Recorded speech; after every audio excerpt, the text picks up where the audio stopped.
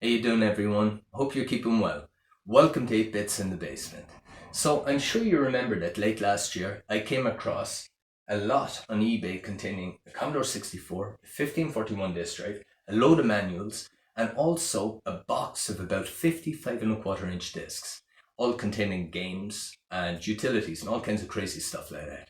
So I spent a good couple of months playing around and rediscovering the Commodore 64 because it's a system I didn't have in my possession since I was about 14 years of age. So I was having a lot of fun with that, but then I started thinking of games I used to have, like so Green Beret, Year Kung Fu, Nemesis, Barbarian, all classics like that I couldn't play because I didn't have the discs in my possession. And I got to thinking, well, these are easy games to get and to play if you have the likes of a Kung Fu flash cartridge or an SDC or an SD to IEC cartridge that you can load those games onto and plug into the Commodore 64 itself. But I didn't have any of these. All I had was this drive. And I thought to myself, it would be fantastic if there was a way to connect the 1541 disk drive to a PC and do the transfer. And as it turns out, there is.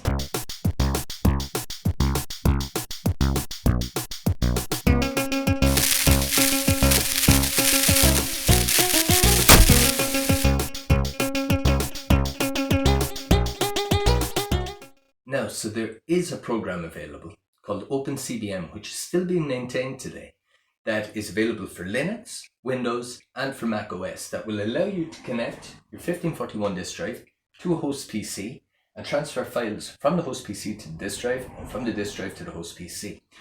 And this is exactly what I was looking for.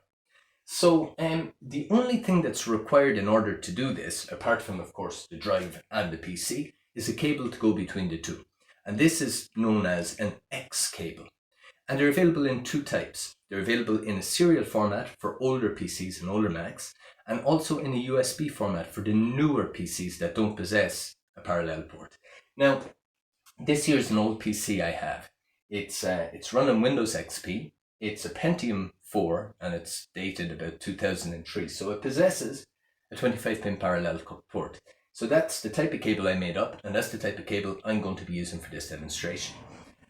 But what can I do with this? Well, basically you can take your d64 and PRG files that are on your host PC and copy them across to a 5 and a quarter inch disk drive, and then use them with the Commodore 64.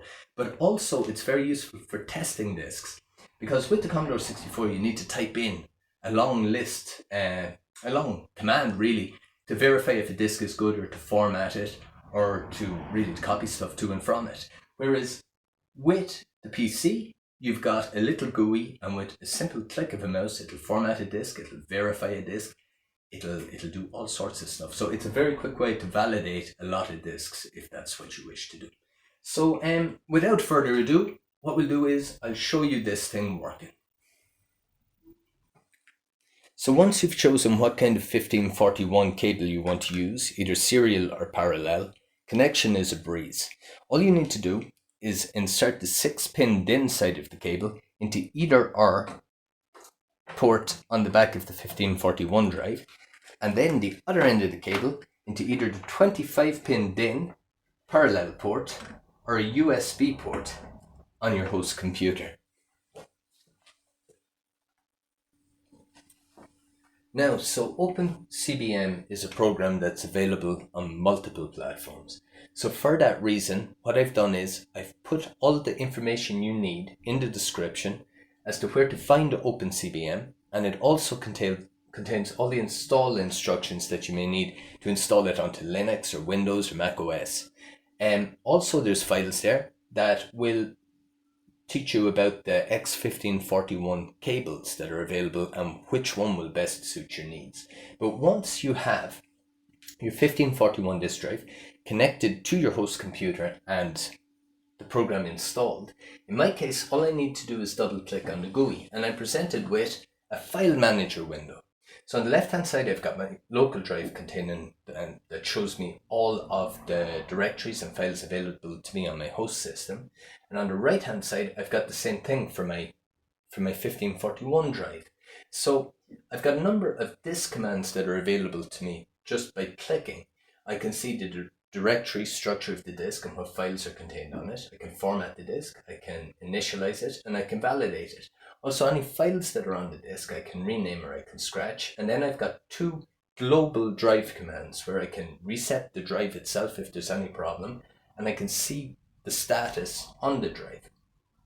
So for this example here, for the first example, what I'll do is I'll show you how to copy files from a 5 1/4 inch disk to the host system.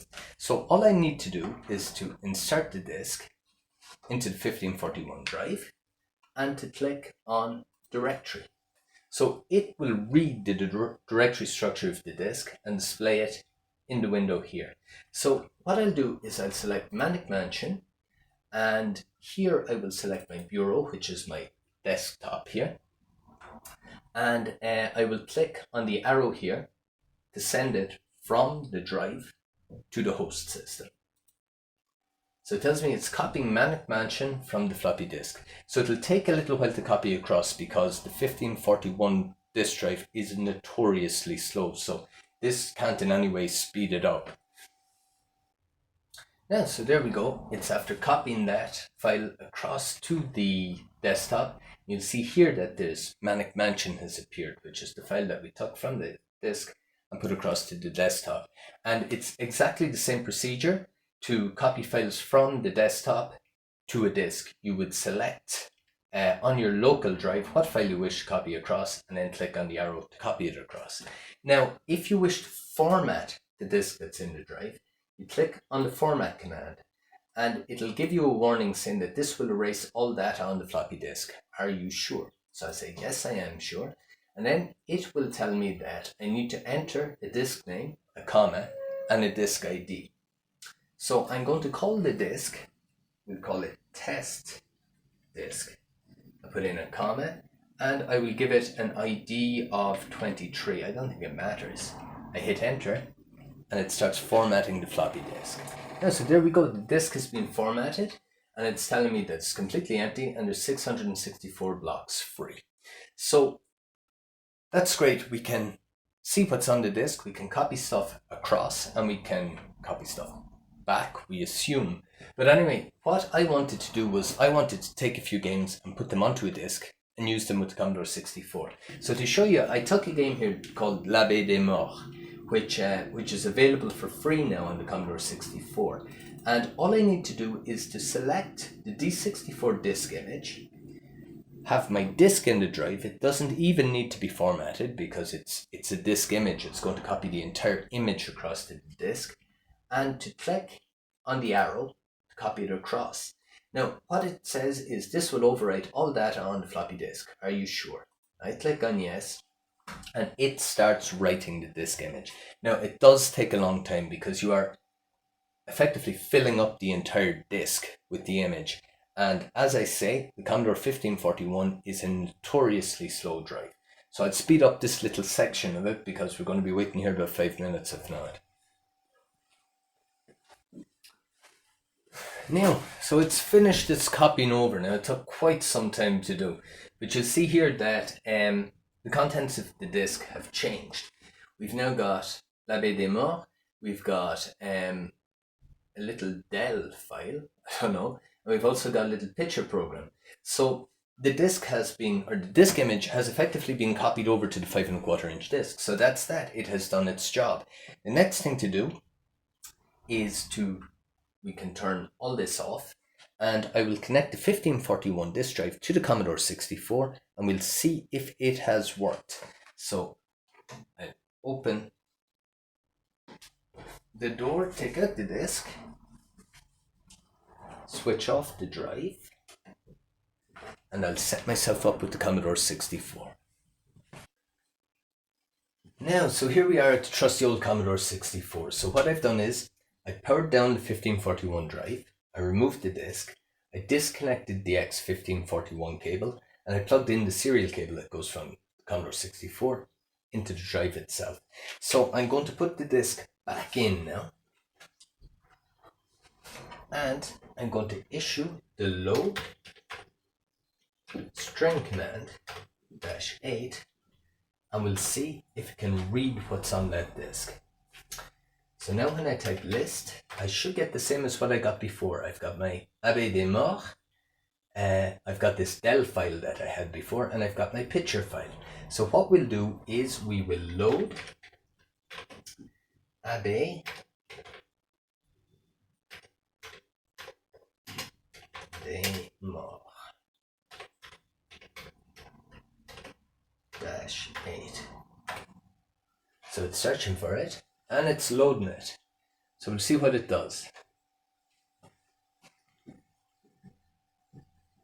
There we go. Ready? I type run. I'm getting because I made the fatal error, didn't I? I didn't do -8 -1. So we'll go back up here again. And we will put in -8, -1. There we go. So it should be searching for it. And should do the loading and all that again, only we won't see it because it'll be right back over where it was. And here we go, it's loading up.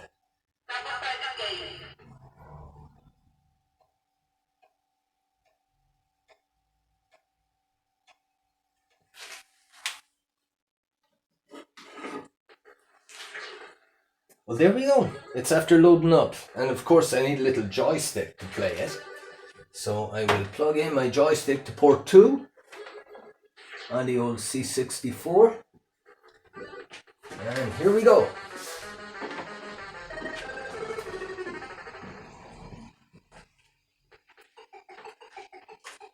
There we go. So the story is we're pretty much a little monk. It's apparently based on a true story that happened in France in the Languedoc.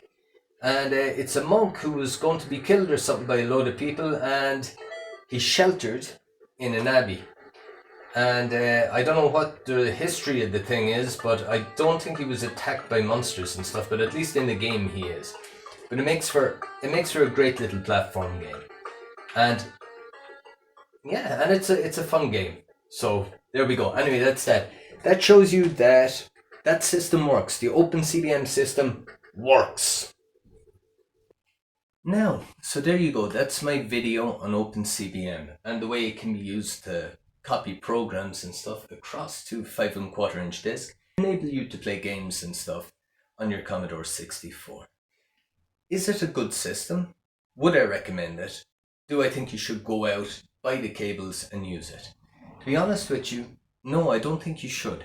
It is a great system if you've got the parts and stuff you need, but honestly the price of the cable equates to about the same price as a Kung Fu flash card. And well, really, there's no comparison. You saw it takes about 5 minutes to write an image across. You're still dealing with old and temperamental hardware and old discs that are prone to failure. Whereas with a little flash cartridge like this, you stick whatever you want onto a little SD card and away you go and use it. So really what it comes down to, I think, is this. If you possess the old hardware and you want to use it, you enjoy fooling around and getting this kind of stuff to work, then it's a great project. It's fantastic, and I will continue to use it because that's what I'm into, that's what I like. But if you're just a casual gamer who happened to get a Commodore 1541 disk drive, happens to have an old PC, and wants to play a few games, I'd say if you've got games already, use away on them with your drive. But to go to the trouble of buying or making a cable and setting it all up, if it's only to use once or twice, really spend your money on some form of flash cartridge. Much better off. But that being said, I thought it was a very interesting thing and it was nice to see, and that's why I showed it to you. And I will leave you at that. I should have another video along fairly soon. If you enjoyed it, subscribe, like, share. I never ask anyone to share. Share and leave a comment below. It's always good to get comments. And we'll talk to you very soon. Take care of yourself and all those around you, and have a very good day. Bye bye.